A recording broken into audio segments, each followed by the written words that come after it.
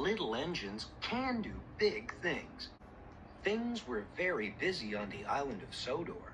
Sir Topham Hatt was away on vacation, and all the engines were doing their best to be really useful. But Thomas the Tank Engine did not feel useful at all. James teased Thomas for bumping into the buffers. Gordon scolded Thomas for being late. They made Thomas feel unimportant. Important is big, Gordon told Thomas, and we are big engines. You are small. Bossy sprockets, grumbled Thomas. I'll show them. Little engines can do big things, Thomas said to himself, especially when they have nice blue paint like me.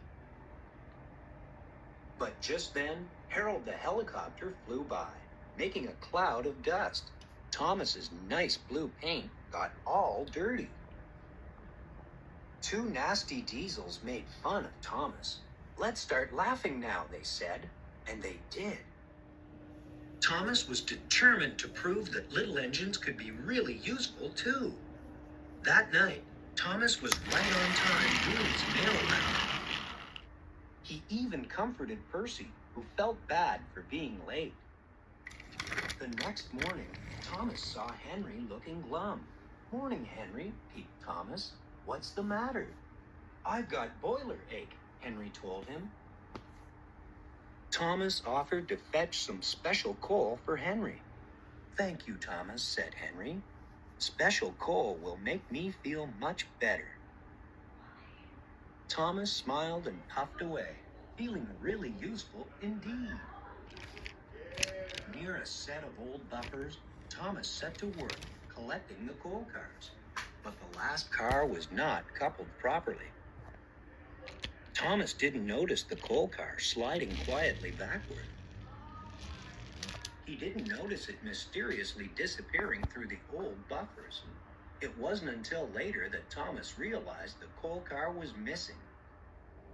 I was up near the buffers when the last coal car disappeared, Thomas told Percy. Percy got very excited. Maybe those buffers are the entrance to the magic railroad, he cried. The engines had heard the legend of the magic railroad and of the beautiful golden engine called Lady, who gave the railroad its magic power. Lady had disappeared long ago, and the magic railroad had disappeared with her. Percy, you are clever, Thomas exclaimed and hurried away. Thomas steamed back to the old buffers. He knew that bringing Lady back would be really useful, but he was nervous too. What if I go on the magic railroad and my wheels don't work? Thought Thomas. What if it's dark? But Thomas kept going.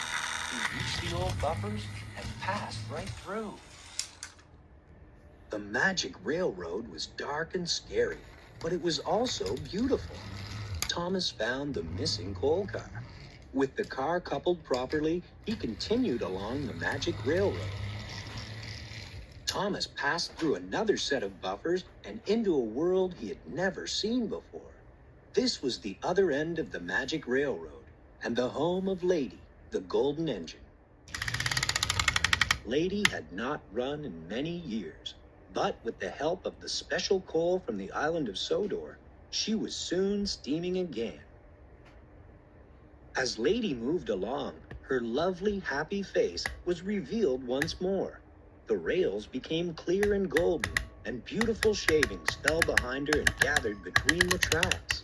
The magic railroad was coming back to life. Thomas followed Lady back through the buffers. With a roar, the two little engines burst onto the island of Sodor. Hooray for Thomas, the engines cheered. Lady was back, and the magic railroad would run once again. You see, said Thomas, little engines can do big things. The end.